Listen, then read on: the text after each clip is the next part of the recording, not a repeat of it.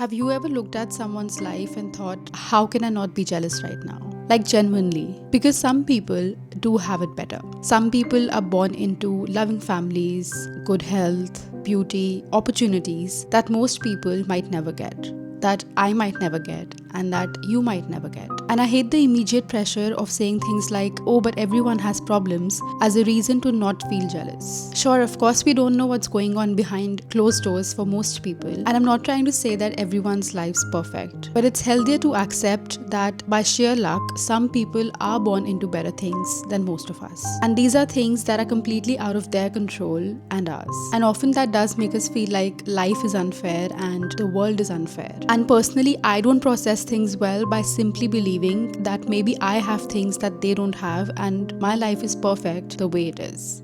That doesn't calm me, and I instead prefer to be honest with myself and to accept things as they are than lying about the reality. But at the same time, I don't want to glorify jealousy and make it sound really deep or empowering, because jealousy is something that can get very, very ugly and it can make you a very hostile person. Jealousy can also turn you into a person that silently hopes for someone else's failure so that things could get balanced again. And I think that's exactly why we need to talk about this emotion rather than pretending that we don't feel it at all. I was recently also thinking about how jealousy is such a negative emotion that we almost don't allow ourselves to feel it or even mention it. It's like the moment I admit that I'm feeling jealous, I must be a bad person, I must be a hater, and I must be insecure of others. But I've realized that that's not true. And jealousy, in fact, is a very human emotion and something that I've felt at different stages of my life. Sometimes it was planted by others in terms of comparisons and comments, and sometimes it was an emotion that I held on to longer than I should have. But it was always there. I think this feeling started very early for me because around me there was always a lack mindset that I absorbed as a child, and because of that I became really withdrawn. I also had very bad skin, especially on my face, and when you're a child that thing doesn't seem that small to you. In fact, it kind of like becomes your whole identity. And my house was often very loud and chaotic, and as a child that made me believe that maybe other people had it better, like their houses were more stable, had more peace in it, and maybe I didn't deserve most of those things. I also had very few friends in school, and it was mostly because I believed that I wasn't beautiful enough or cool enough or rich enough to have so many friends in the first place. And in high school, I used to look at other girls and think that they were so pretty and so fun and so cool, and that was probably the reason they had so many boyfriends, and I didn't, because I obviously didn't fit into that category. And now when I look back, I know that that feeling was jealousy, and I felt jealous of everyone who had all of these things and I didn't. But I never named that feeling. I just let it sit inside me for very, very long. And I have to admit this one thing which I'm not proud of, but it's honest. So there was this girl in my school, and she was stunning and pretty, and I used to deliberately look at her and find flaws in the way she looked or the way she was or her life, just to make myself feel better, because I used to feel that it's unfair that there's one person who's born with all these beautiful things and then there's me, and if I was able to find out flaws in her life, that would make me feel like, okay, like she's in the same boat as me and her life is not as great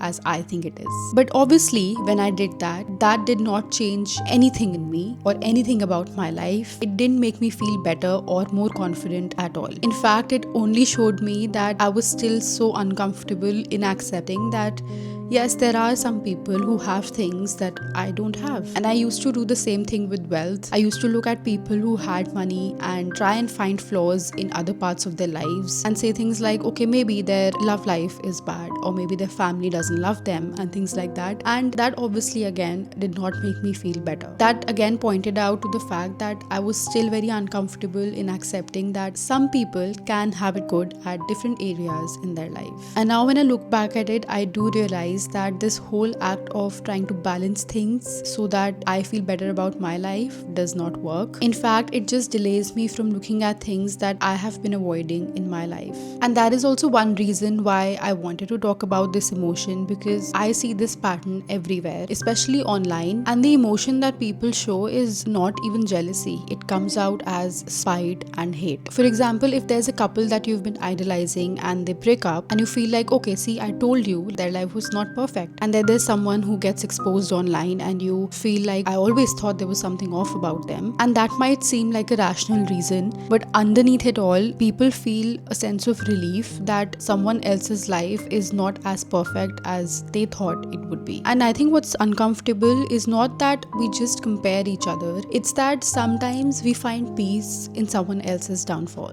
But I think it's not even about them. In fact, you need to ask yourself, what is it that you see in their life that's activating something like this in you? And talking about this, I'm also reminded of a story where a woman is sitting with her friend, and let's call this friend Aisha, and she has a really good creative idea that has a lot of potential to be successful. And when Aisha told her friend about this idea, her friend, instead of supporting it, started taking out logical reasons as to why she would fail. And after listening to it for a while, Aisha told her friend that she doesn't sound like herself and it feels like she's getting jealous. And in that moment, the woman realized that her friend Aisha was correct and she was feeling jealous, not because she was a bad person, but because she had stopped investing in her own life and comparison had taken more of a mental space than her own dreams. And then there was a line at the end of this story which really stayed with me, and it goes like, our ability to celebrate someone else's brilliance is directly connected to how much we're honoring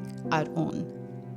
I'm going to say that once more. Our ability to celebrate someone else's brilliance is directly connected to how much we're honoring our own. And I think this is the part where everything shifts, because you realize that jealousy is in fact not wanting the things that other person has in their life, but in fact realizing that there are things that you've been disconnected from in your own. And I felt this feeling very recently. So I'm 30 and I recently submitted my PhD thesis, but during the last months of working on it, it was really difficult to stay motivated because firstly, it was a tough process, and secondly, I had already decided that long term I do not want to get into academia as a career, and instead I want to try and pursue content creation for a living. But obviously me deciding that didn't mean that I wouldn't complete my PhD, because I worked very hard on it over the last 3.5 years, and it's not like I can simply quit it without having any other consequences. But then I know someone around me who started pursuing their passion and were actually doing really well at it, which made me feel jealous, like genuinely jealous of them. But this time I did something different, something that I had never done before, and that was I acknowledged my jealousy. I actually sat my partner down and I told him that I'm feeling jealous of this person for this reason. And once I said it, I kind of felt a relief in not only my mind but in my body, and I started crying, and I cried for the next 30 minutes. Then when I looked at it closely, I realized that again, it wasn't even about the other person's life. It was more about the fact that I could not leave my PhD without consequences, that I didn't have time within my PhD to also kind of fit in content creation. Part of me obviously wanted to have this achievement on my plate that I worked so hard for. And then I also thought that I didn't have the level of success that this person had in this passion that I want to pursue. I wasn't even confident in my ability to kind of pursue this. I didn't know if it would work out or not. And that also led me to thinking that there's this kind of a timeline that we have in our heads, that by a certain age, I need to have certainty around my career, which I kind of didn't have. I just knew that this is something that I like doing. I wanted to pursue it. It's a big decision to kind of like leave behind all the PhD stuff that obviously I've worked very hard for, and then pursue something completely new. And then underneath it all was, of course, the feeling of being behind everyone else and not having a fixed timeline of being successful yet. So the point of me telling this story is that we need to look at jealousy as a very accurate emotional signal, which is just pointing out in the wrong direction. So instead of looking at someone else's life and saying that they have something that I don't, we need to shift our perspective and think more from the angle of, there's something in my life that I'm not showing up for right now. And that, I feel, completely changes your perspective and takes the conversation in a very different direction. So the next time you're jealous of someone, think about what is the actual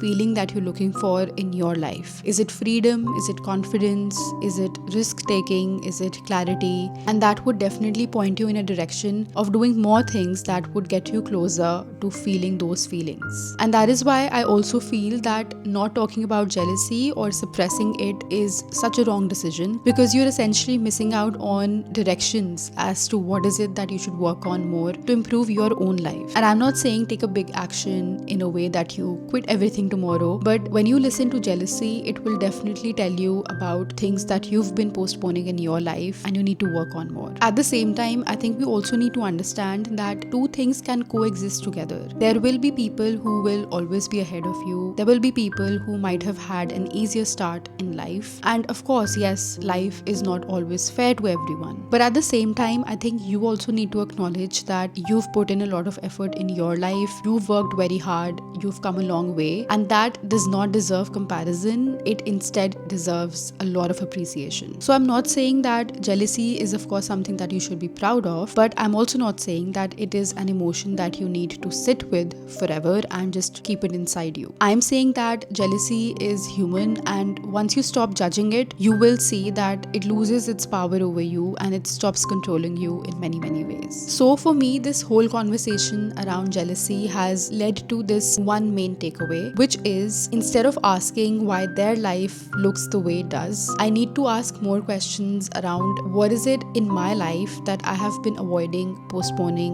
or underestimating, because that is where the real work lies. So this was something that I had been sitting with for quite some time, and I thought that sharing my perspective on jealousy might also help someone else who's been going through this. And if you're still here, I think some part of this video might have resonated with you, even if you can't put a finger on it right now, and I don't take that lightly. The whole point of me making these videos is actually very simple. I just want you to walk away with liking life a little bit more and liking yourself a little bit more after you watch it. And along the way, I attempt to be as honest as I can about my learnings in my life in a hope that it might help you in having a different perspective. So if that's something you want more of, then do consider subscribing. And I also write more deeply on Substack and create on Instagram.